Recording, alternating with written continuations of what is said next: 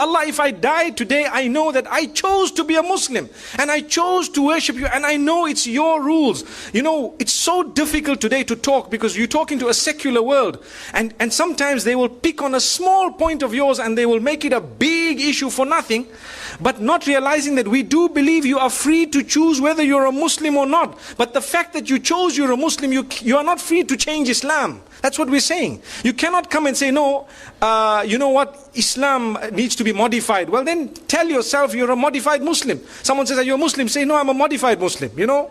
So people know.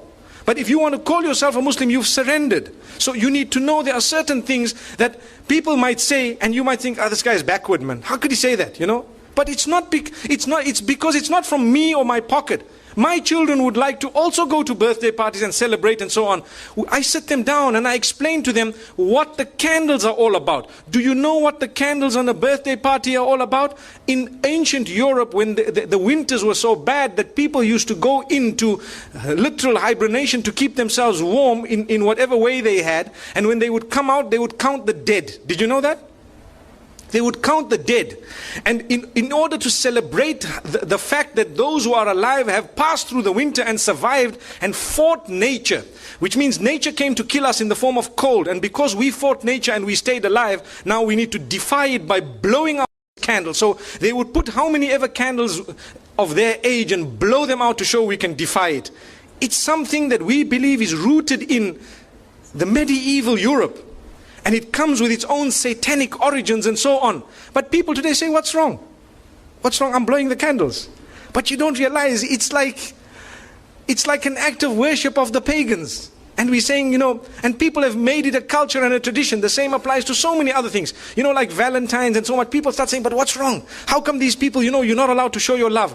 Well, to be honest, we are being fooled by believing that, you know what, you need to celebrate the fact that you're 1 year older by throwing a big party, everyone must come, but you don't know that now you're closer to your grave, for example. Or there are more responsibilities on your shoulder. I'm not saying that when your age turns, that you must not make dua to Allah, Ya Allah grant me a good age and so on. But firstly, we have a Hijri calendar.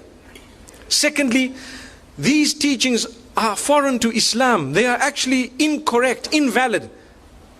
But they come from Allah, not from me, not from you. If I had it my way and you had it your way, we would be throwing parties because our kids put pressure on us, so do mine. But we have to speak to them, address them, try and explain to them, and, you know, get to the origins of it. The sad reality is people take part wholesale. So they'll tell you, but they did it. But these people did it. That's the peer pressure. Sadly, we're living in an age, al-qabidu ala dinihi kal-qabidi ala jamr. A person who wants to hold fast to the deen is someone similar to he who is holding fast to, you know, a red hot coal, for example. So you find even families which are supposedly religious, you know, they have these big birthday parties and so on, whereas it is Islamically incorrect. Wallahu a'lam. Allah knows best. Like I said, I've given you a little introduction before I gave the answer. There are more important things we could do, you know, than that. And we could have, you know, we could throw a party on a different occasion altogether in order to celebrate other things than to do it the pagan way. You know, I would prefer a graduation party than to have a birthday party any day. May Allah subhanahu wa ta'ala bless our children. May He bless us all. It was wonderful being here. I really thought I would be dozing because of the responsibilities I've had to fulfill yesterday. But by the will of Allah, I've been quite awake. I'm more awake than when I started.